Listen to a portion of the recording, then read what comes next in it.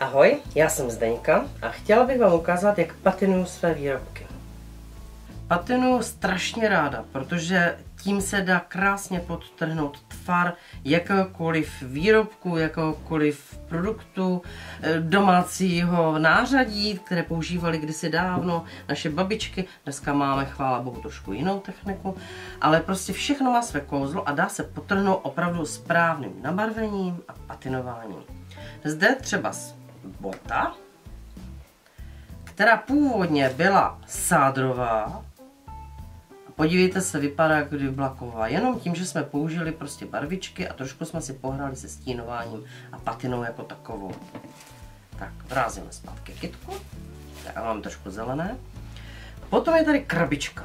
Úplně úžasná krabička, která vlastně původně byla úplně jednoduchá dřevěná z překličky a stačí kousek alobalu, dřívek, nějakých kovových komponentů, opět znova barvičky a máme z toho pocit, že je celá prostě kovová, z nějakého moře vytažená, olezlá a mně se líbí, prostě má své kouzlo, má svou patinu.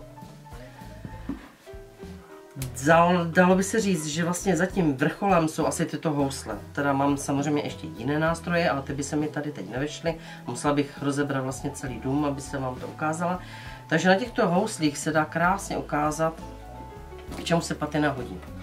Tam, kde jsou vypouchlá místa, jako třeba tato spona, tady ten lup, tak to se dá ještě víc výraznit právě světlou patinou neboli světle zlatou. Můžeme podtrhnout ten tvar tmavšími odstíny, které použijeme tam, kde vlastně to dřevo je prohnuté.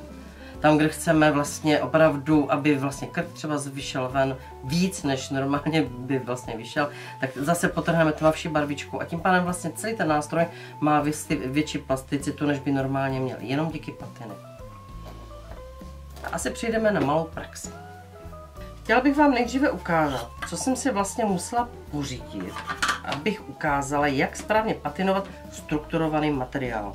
Protože jsem je nechtěla teď momentálně do textily, připravila jsem si výbornou věc, kterou určitě použijete. A to je práce s alobalem. Tady už je skoro hotový, takový malý jeden předpřipravený prvek, ale já vám ukážu, jak jsem k tomu došla. V tomto případě mám teda překližky, může to být jinak krabička, může to být sklenice, může to být cokoliv máte doma a už se vám nelíbí. Takže já jsem si vzala překližku, odtrhla jsem si alobal, nějaký proužek, tam bokem.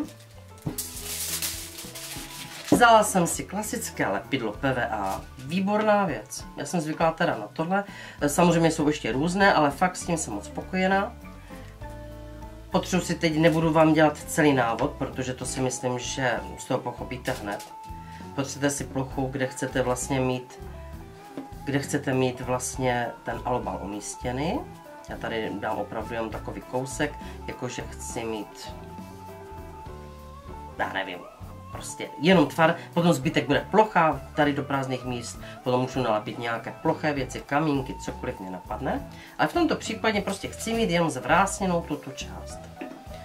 Jak mám polepenou lepidlem tu plochu, začnu lepit alobal a tvarovat ho. Můžete si samozřejmě připravit už nějaké proužky předem. Jo? Já teď momentálně ukazuju, že vlastně s čímkoliv se dá vytvarovat cokoliv. Když máte dostatečně velkou plochu polepenou, tak se vám tam vleze samozřejmě velký kus alobalu. Když máte malou plošku polepenou, tak prostě malou, to je logické. Tak, teď vám to jenom ukážu, jak to nejlépe přimáčknout, protože pokud byste to měli zvednuté a neměli byste to dobře přilepené k té desce, tak potom jakákoliv manipulace, když už budete mít třeba hotovou sklenici a budete tam chtít dávat do té sklenice třeba z květiny, jako do vázy, takže budete pokaždé brát, vždycky to deformujete a to je škoda. Takže naučte se pokud možno ten alobal co nejvíce vytvarovat a přimáčknout v té podložce jako takové. Tady máme něco navíc, ale to já teď zahnu, to je opravdu jenom pro tuto chvíli. Když mám připravenou takovou plošku, tak je dobré si udělat jednolitou barvu. Někdo by dal bílou, já vždycky začínám s černou, nějak nevím proč, ale mám prostě k té černé velmi blízko. A na to můžete použít buď barvu, já mám teda větší balení, protože tím, že mám černou ráda, kupuju raději ve velkém. Samozřejmě jsou i menší balení, jo, toto je třeba z jedné sady, myslím, že z Lidlu. A A nebo optimální je nastříkat si sprejem. Když má to tu výhodu, že vlastně ten sprej se vám dokáže dostat do veškerých záhybů. Když to takhle štětcem to tytláte opravdu a trápíte se. Takže já bych za vás jako teda orodoval, abyste použili tento sprej nebo jiný prostě a nastříkali to sprejem. Velice rychle to schne a na to můžete stavět dál. Když už jsem to měl nastříkané sprejem, to já vám hned ukážu, jak to dopadlo. Tohle tím pádem můžu dát bokem, jakože čary máry fuk. Máme hotovou destičku a vypadá to asi takhle. Tato destička je pouze nastříkaná daným sprejem, co jsem vám právě před chvilkou ukazovala. A je vidět, že tam samozřejmě ještě nějaké místa jsou, ale to vůbec nevadí, protože teď záleží na tom, vlastně do jakého odstínu, jakou barvou a co vlastně chcete dělat dál. Tím, že já jsem chtěla mít na některých vzorcích ten podklad úplně čistě černý, vzala jsem si akrylovou barvu, tu černou, kterou jste viděli, a natřela jsem si to ještě černou akrylovou barvou. No a protože mi to nedalo, tak jsem vzala z druhé strany hnědou a natřela jsem to hnědou. A tady zelenou. No totiž, co si budeme povídat, hodně z vás pracuje s textiliemi, používá Powertex a ten má různé barevné odstíny. A někdo má zelený, někdo má cihlový a o toho se samozřejmě odvíjí zbytek práce. Já jsem si tady pro vás připravila tyhle podklady, to dáme tady čerce, vám to nemotám. Tady mám dokonce i takové proužky. A teď vám ukážu patinu samotnou. Nejdříve vám ovšem vysvětlím, vlastně s jakýma barvama já pracuju. Dají se koupit totiž různé vosky, různé patinovací prášky. Já mám nejraději klasické akrylové barvy. Nemusí se potom znovu lakovat. Je hodně odstínů. A v podstatě nejsou nejen na patinování, ale dá se s nimi opravdu malovat obrazy, malovat dřevo, malovat nábytek, detaily. Jo, můžete si s ním dělat šperky, dá se použít na kov. Opravdu já pracuji nejraději s těmi barvami. Takže moje oblíbená značka je Artiste. Když se podíváte, opravdu, mimochodem to je možná asi desetina, co vám tady ukazuju, tak jenom s tímhle uděláte obrovský kus práce. Opravdu vřele doporučuji. Samozřejmě základem jsou klasické bez metalických příměsí, to znamená, tohle to třeba je sada koupena v Lidlu. Dá se koupit na různých e-shopech, webech. Jo, a to jsou výborné barvičky, které opravdu dlouho vydrží, dobře kryjí. No a to je momentálně asi k barvám všechno. Teď to uklidím a ukážu vám, jak patinovat. Momentálně jsem si tady udělal jak kdyby 2 hromádky. Protože jsem mimochodem spořílek a opravdu si barvy šetřím, tak nedávám je ani do palety, teda pokud nemusím, nedávám si ani na papír a využívám těchto víček. Ono totiž stačí protřepat.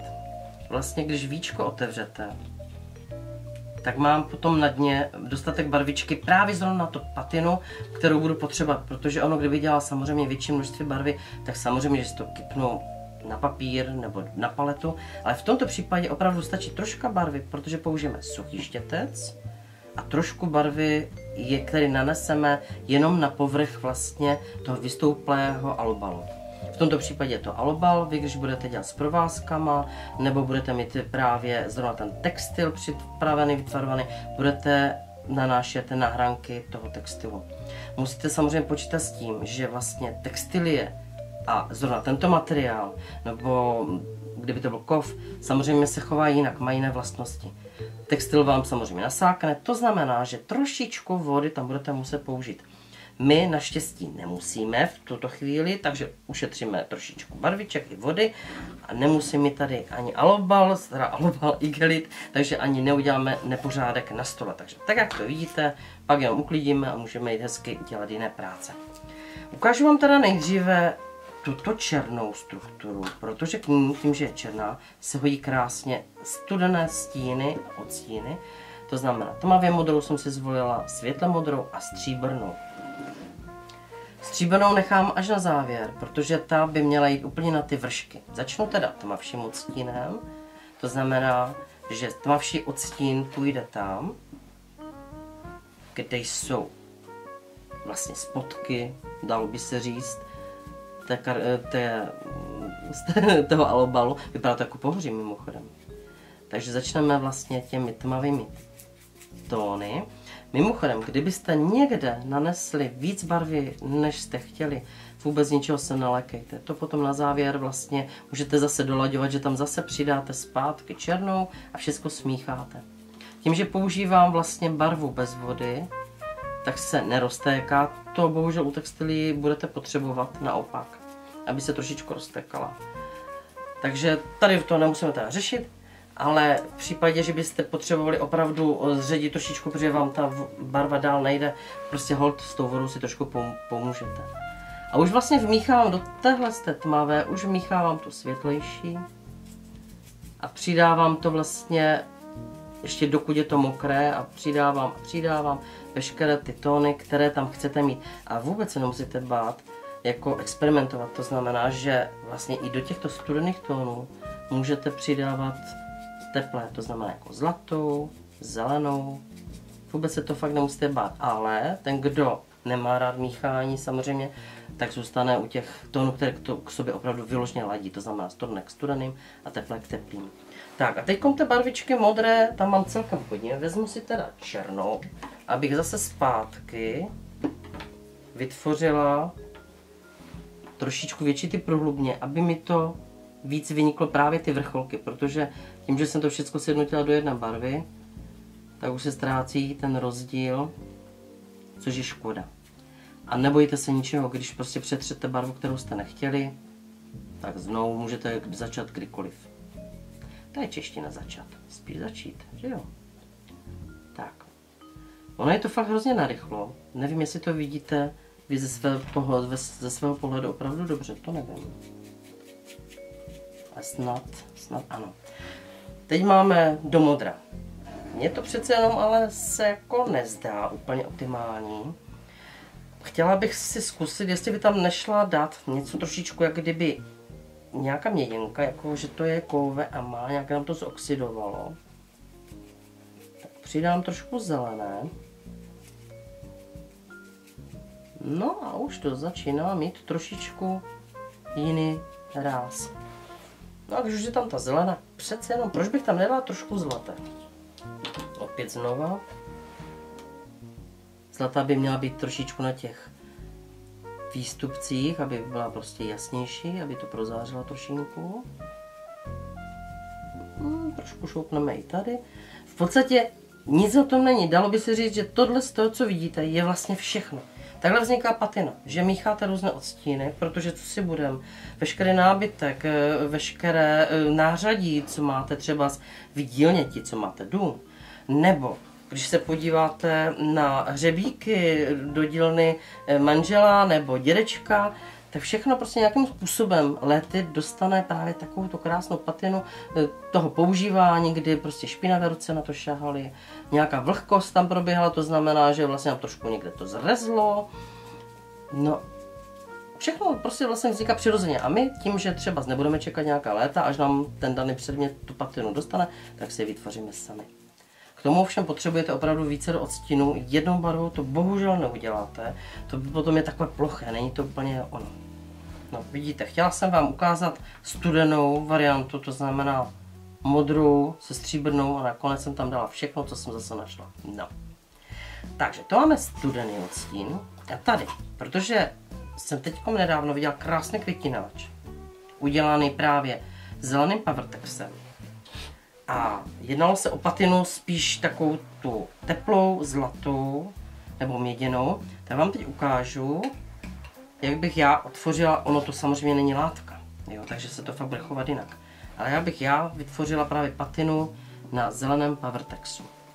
Mimochodem, když není třeba vytvarovaný, že tam nejsou moc velké stíny, myslím tím, ne tady ty malinké záhyby, ale nějaká větší plocha tmavá, aby vám to vytvořilo jak kdyby nějaký relief. Jestli si vzpomenete ve škole, jak jste chodili do výtvarky, že vás tam učitel učil, myslím si teda aspoň nás učil, nějaké stínování jako takové, takže se dá vytvořit jak kdyby umělé stín. Já tady teď nanesu černou, možná teď pro vás nesmyslně, ale tím pádem chci, abych docílila, že tady tato střední část byla vystouplá víc, ještě kraje, nějak mi to utíká podfurka. Takže tady nanesu právě tu černou barvu. Nebojím se to prostě nanes, protože to se dá opravdu krásně rozetřít, takže ve výsledku ona úplně až tak brutálně černá nebude. A tady je dostracena.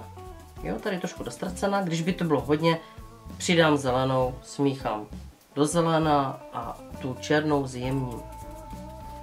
Fakt, nemusíte se vůbec ničeho bát, pro boha nic se nestane. Je to vaše dílko, když vám to nebude líbit, tak to prostě přemalujete. Tak a teď jsem si jak kdyby opticky vytvořila, škoda, že teď nemám celé, to vás možná bude rušit, snad ne. Teď jsem si vytvořila proužek, který je světlejší než to okolí a dalo by se říct, trošičku by měl působit vystouple. Tady tím, že jsem zvolila tak jemně naohýbaný alobal, tak to tak nevynikne, ale snad to nebude vadit. Teďkom si tam přidám právě ty kovovější odstíny, to znamená trošku temněti. A půjdu vlastně až k světlejším tónům. Tady to trošičku prolnu právě s tou černou. No, tady mi to usíchá trošičku, a to nevadí opět znova. A rozetřu to. Takže ono to vlastně vznikne, opravdu, když se podíváte, fakt jak kdyby to bylo prostě trošku olezlé časem, trošku narezlé. No a už to začíná mít takový trošičku větší špulk. A teď už přidám trošku té zlaté, a teď se mi dá moc, ale to nevadí, dá se rozetřít. I když to přeženu, teďkom, dokud mám mokrý štětec, jdu radši někam jinam mokrý, jako myslím o té barvy, radši to rozetřu trošku někde jinde. Až bude suší, tak se vrátím k tomu prvnímu místu, anebo se vezmu jiný štětec a bude tak. Protože jsem si ji tam fakt dala moc, ale nevadí, máte dost štětců, takže si to můžete prostě vystřídat. A když opravdu tady se mi to nelíbí, mám té barvy tam hodně, tak se vrátím pro zelenou a trošičku ji zase utlumím.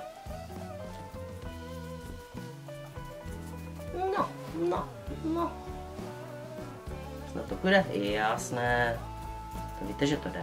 Všecko jde. Tak. Úplně zjednodušeně. Když byste chtěli úplně na závěr mít některá místa, jakože jsou hodně vystouplá, teď bych to, buď můžete zamokrat, pokud to není ale moc mokré, jinak se vám to vlastně spije, anebo, počkáte teda, buď to uschne, anebo zkusíte zamokrat, ale ne, ať to je fakt úplně moc mokré, protože jinak by se vám ty barvičky fakt moc spojily. A můžete jenom opravdu udělat pár odlesklých míst, jakože na to prostě sluníčko svítí. To jsem právě vyzkoušela na té botě, že jsem potom jenom pár míst prostě takhle zasvětlila a to vypadá jako, že je někdo prostě, tak jak má na Hukvaldech prostě líška ošahaný ocas a čumák, tak prostě to je, jak kdyby vám to prostě někdo otřel a ošahal, že vlastně to je tak vystouplé, že to prostě už vlastně nemá tu vlastně barvu a je to prostě až na vlastně kov odřené. Nevím, snad jsem to vysvětlila, já si tady patlám prostě na alobalu, ale třeba to takhle pochopíte, co jsem vlastně chtěla říct. Každopádně opravdu se člověk nemusí bát.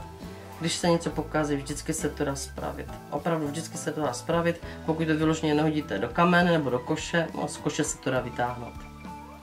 No, tak co vy na to? Pokud se vám dneska můj návod líbil, moc mě to těší.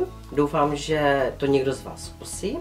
A pokud budete mít jiný námět, který byste chtěli vyzkoušet a který já budu umět, neváhejte napsat a já připravím další video. Ahoj!